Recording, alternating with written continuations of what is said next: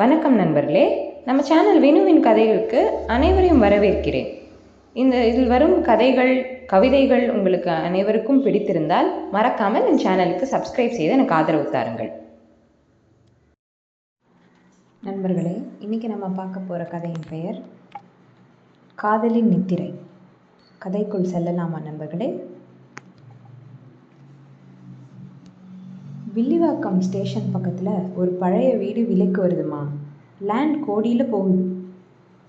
வீட்டை வாங்கி இடிச்சிட்டு நீங்கள் ஆசைப்பட்ட மாதிரியே அப்பார்ட்மெண்ட் கட்டிக்கலாம்னு தரகர் சொன்னப்போ சத்தியமாக அது என் ஃப்ரெண்ட் சுஜி வீடாக இருக்கும்னு நான் நினச்சே பார்க்கல. அவளும் நானும் ஊஞ்சலாடின மாமரம், மடி நிறைய பறிச்சு தின்ன நெல்லிக்காய் மரம், நாங்கள் கதை பேசின கிணத்தடின்னு ஒவ்வொன்றா பார்க்க பார்க்க சுஜியும் அவள் அப்பாவும் அம்மாவும் மனசுக்குள் ராட்டினமாக சுடலத் தொடங்கினாங்க. பக்கத்து வீட்டில் சாவி வாங்கிட்டு வந்துடுறேன் என்ற தரகருக்கு தலையாட்டியபடியே சுஜிக்கு ஃபோன் செய்யலாமா என்று யோசித்தேன். அவள் செட்டில் ஆன நாட்டில் இப்போது விடியற்காலையாச்சே என அந்த எண்ணத்தை தள்ளி வச்சுட்டு துணி துவைக்கிற கல் மேலே உட்காந்தேன். நானும் சுஜியும் சின்ன வயசில் இருந்தே தோழிங்க. உணவில் ஆரம்பித்து உணர்வுகள் வரைக்கும் எல்லாமும் பகிர்ந்துப்போம். அப்படித்தான் அவள் பெற்றோரோட காதலியும் என்கிட்ட பகிர்ந்துக்கிட்டாள். பெரிய பணக்காரரோட ஒரே ஒரு வாரிசான அவளோட அம்மா தாய் தந்தை இல்லாத அவளோட அப்பாவை லவ் பண்ணியிருக்காங்க. வீட்டை எதிர்த்து கல்யாணமும் செஞ்சுருக்காங்க. முதல்ல அவளோட அம்மாவை பார்த்தப்போ என்னோட கண்ணு ரெண்டும் என்ன எறியாமலேயே விரிஞ்சிடுச்சு. அவ்வளோ அழகு சுஜியோட அம்மா. அதற்கேற்ற மாதிரியே அவளுடைய அப்பாவும். 2 பேருமே நல்லா பாடுவாங்க. அவங்க பாட நாங்கள் 2 பேரும் மாமர ஊஞ்சல் ஆட எல்லாமே நல்லா தான் இருந்துச்சு. சுஜிக்கு தம்பி பிறக்கிற வரைக்கும். அவன் பிறந்த பிறகு என்ன நடந்துச்சுன்னு தெரியலை. சுஜியின் அம்மா தலைவிரி கோலமாக வானத்தை பார்த்தபடி உட்கார ஆரம்பித்தாங்க. வாய்க்குள்ளே ஏதேதோ முணுமுணுக்க ஆரம்பித்தாங்க. சமைக்கிறது, வீட்டு வேலை செய்கிறது என எதுவும் செய்யாமல் ஒரே இடத்துல உட்காந்துட்டு இருப்பாங்க. அம்மாவுக்கு மனநிலை தவறி போச்சுன்னு டாக்டர் சொல்கிறாங்கடின்னு ஒரு நாள் அழுதாள் சுஜி. அதோட உச்சக்கட்டமாக ஒரு சம்பவம் நடந்துச்சு. அன்னைக்கு நானும் அவள் வீட்டுக்கு போயிருந்தேன். சுஜியோட அப்பா வேலைக்கு போகாமல் வீட்டில் இருந்தார். சோஃபாவில் அழுதபடியே படுத்துக்கிட்டு இருந்தவர்கிட்ட என்னாச்சுடின்னே. அம்மா அப்பாவுக்கு நெருப்பு வச்சிட்டாங்கடி.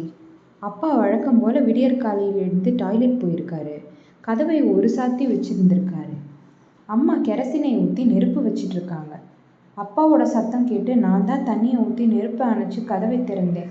கொஞ்சம் ஏமாந்திருந்தாலும் எங்கள் அப்பா இந்நேரம்னு பேச முடியாமல் திக்கியவளை நடுங்கினபடி அணைச்சிக்கிட்டேன். சுஜியின் அம்மா திடீர்னு காணாமல் போயிடுவாங்க. அவள் அப்பா ஆஃபீஸ்க்கு லீவு போட்டுட்டு தெருவாக அலைஞ்சு கண்டுபிடிச்சி வீட்டுக்கு கூட்டிகிட்டு வருவார்.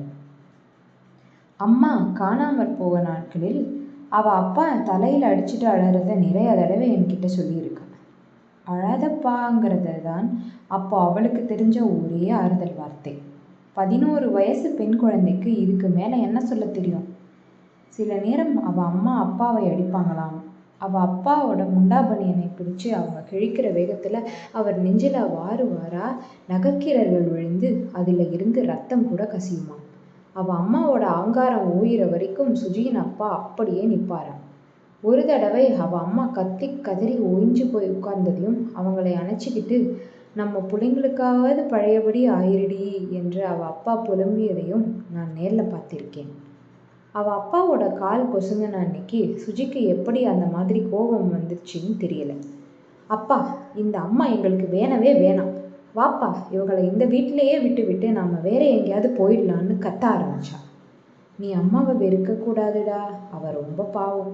உன் தாத்தாவோட குணமும் என் மேலே அவள் வச்ச பாசமும் தாண்டா அவளை இந்த நிலைக்கு கொண்டு வந்துடுச்சு என்றவர் சுஜியோட அம்மாவின் நிகழ்கால நிலைமைக்கு யார் காரணங்கிறதே சொல்ல ஆரம்பித்தார். அந்த உண்மை கதைக்கு அன்னைக்கு நானும் ஒரு சாட்சியாக இருந்தேன்.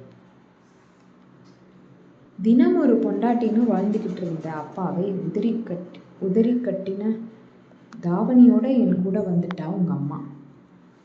எத்தனை போலீஸ் ஸ்டேஷன், எத்தனை கட்ட பஞ்சாயத்து, என்னை கொலை பண்ணுறதுக்கு கூட ஆளுங்களை அனுப்பியிருக்காரு உங்கள் தாத்தா. எல்லா பிரச்சனையும் எதிர்த்து நின்னா உன் அம்மா. ஆனால் அவள் மனசோட ஆழத்தில் அவங்க அப்பா மாதிரி நானும் இருந்துட்டா தன்னோட கதி என்னாகும்ன்ற பயம் இருந்துக்கிட்டே இருந்திருக்கு. பக்கத்து வீட்டு அக்கா கிட்ட ஏன் பேசுகிற, ஃப்ரெண்டோட தங்கச்சிக்கிட்ட ஏன் பேசுகிறேன்னு கேட்டுகிட்டே இருப்பாள். உன் புருஷன் பெரிய காதல் மன்னன் ஜெமினி கணேசன் பாருன்னு அவள் பயத்தை நான் லைட்டாக எடுத்துக்கிட்டேன்மா. அவள் பயமே மனவியாதி ஆகிடுச்சு. என்னை பொறுத்த வரைக்கும் உங்கள் 2 பேரோட சேர்த்து அவளும் எனக்கு ஒரு குழந்தை தான். தூங்கிக்கிட்டு இருந்த சுஜியோட தம்பி புரண்டு படுக்க அன்னைக்கு பேச்சை அத்தோட முடிச்சுக்கிட்டார். குடும்பத்தில் பெத்தவங்க நிலை சரியா இல்லைன்னா பிள்ளைங்க வயசுக்கு மீறின முதிர்ச்சியோடு நடந்துக்க ஆரம்பிச்சிடுவாங்க போல. சுஜியும் அப்படித்தான் நடந்துக்க ஆரம்பித்தான். ஸ்கூல் முடிஞ்சதும் அவளும் தம்பியும் அப்படியே டியூஷனுக்கு போயிடுவாங்க. பசிக்கு இருக்கவே ஸ்கூல் வாசலில் கிடைக்கிற மிட்டாய், கிழங்கு, மாங்காய், பனம்பழம் எல்லாம். வேலை முடிஞ்சு ராத்திரி அப்பா வீட்டுக்கு வர்றதுக்கு முன்னாடி பம்ப் ஸ்டவ்வில் சோறாக்கி பருப்பு வேக வச்சு அப்பளம் பொரித்து வச்சுடுவாள். களைச்சி போய் வர அவள் அப்பா சோத்தையும் பருப்பையும் ஒன்றா சேர்த்து அதோட கொஞ்சம் கல்லுப்பும் நெல்லிக்காய் சைஸ்க்கு புளியும் சேர்த்து அழுந்த பிசைஞ்சு 4 தட்டில் வைப்பார். அது வரைக்கும் கூரையை பார்த்தபடி ஒன்றுக்கொன்று தொடர்பில்லாமல் பேசிக்கிட்டு இருக்கிற அம்மாவை தம்பி கூட்டிகிட்டு வந்து தட்டு முன்னாடி உட்கார வைப்பான். பல வருஷம் அவங்க வீட்டு ராச்சோறு இதுதான். சுஜியோட அப்பா சூப்பராக கதை சொல்லுவார்.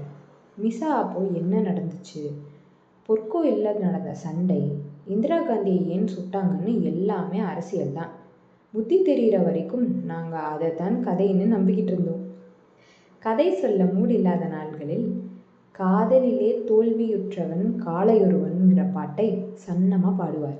அந்த பாட்டை அங்கிள் பாடுறப்போ மட்டும் அவங்க அம்மா தனக்குத்தானே பேசிக்கிறதை நிறுத்திட்டு அவரையே பார்த்துட்ருப்பாங்க. பாட்டு பாடுற நாட்களில் அப்பா ஒரு ரோஸ் கலர் மாத்திரையை போட்டுக்கிறாருடி, அது என்னன்னு தெரியலடினாள் ஒரு நாள் சுஜி. காலம் ஓடிச்சு, நாங்களும் வளர்ந்தோம். சென்னையில் ஒரு சீனியர் சைக்கியாட்ரிஸ்ட் கிட்ட சுஜி அம்மாவுக்கு ட்ரீட்மெண்ட் கொடுத்துக்கிட்டு இருந்தார் அவன் அப்பா.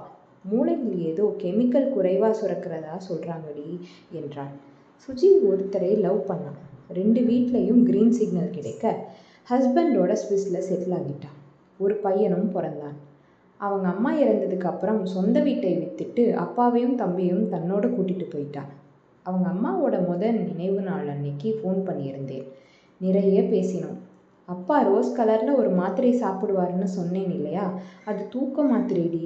எந்த உணர்வை தூங்க வைக்க அந்த மாத்திரையை போட்டாருன்னு கல்யாணத்துக்கு அப்புறம் தாண்டி புரியுது. என் மேலே கையை போட்டுட்டு தூங்குற புருஷனையும் காலை போட்டுட்டு தூங்குற பிள்ளையும் பார்க்குறப்போ அப்பா அம்மாவும் எதையெல்லாம் இழந்திருக்காங்கன்னு புரியுதுடி. கல்யாணத்தையும் 2 பிள்ளைங்களையும் அனுமதித்த காதல் அவங்க 2 பேரையும் கொஞ்சம் வாழவும் அனுமதிச்சிருக்கலாமடி என்றாள் ஏக்கமாக. மா, பக்கத்து வீட்டில் சாவி வாங்கிட்டு வந்துட்டேன் என்ற குரலுக்கு கலைந்தேன். வீட்டு உள்ளே போய் பார்த்துடலாமா என்றவருக்கு, நான் ஏற்கனவே பார்த்திருக்கிறேன், ஓனர்கிட்ட இந்த வீட்டை நானே வாங்கிக்கிறேன்னு சொல்லிடுங்க என்றேன். ஆம் என்றவர் வீட்டை இடிக்கிறதற்கு என்று ஆரம்பிக்க, அதெல்லாம் வேண்டாம் என்றேன் அவசரமாக. சுஜிக்கு ஃபோன் செய்ய வேண்டும். இந்த வருடம் சம்மர் ஹாலிடேவுக்கு அவள் வீட்டுக்கு அவளை கூப்பிடணும். மாமரத்தில் ஊஞ்சல் கட்டி ஆடணும். எதிர்கால நினைவுகள் கொடுத்த சந்தோஷத்தில் கண்கள் கலங்கின எனக்கு. கதை முடிவற்றது நண்பர்களே. இந்த கதையை உங்களுக்கு பிடித்திருந்தால் எனது சேனலுக்கு சப்ஸ்கிரைப் செய்யவும். நன்றி.